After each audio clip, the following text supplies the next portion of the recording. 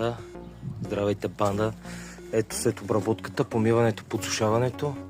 Ето крайния резултат от първото нанасяне на до препарат.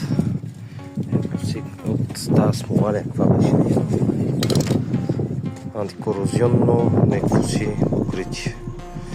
Грунт. Ето ги носачите.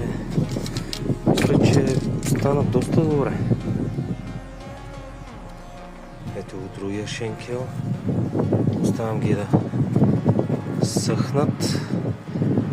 Ето го и носача. Ето и другия. Живот и здраве. Утре оставяме тия наденички да съхнат.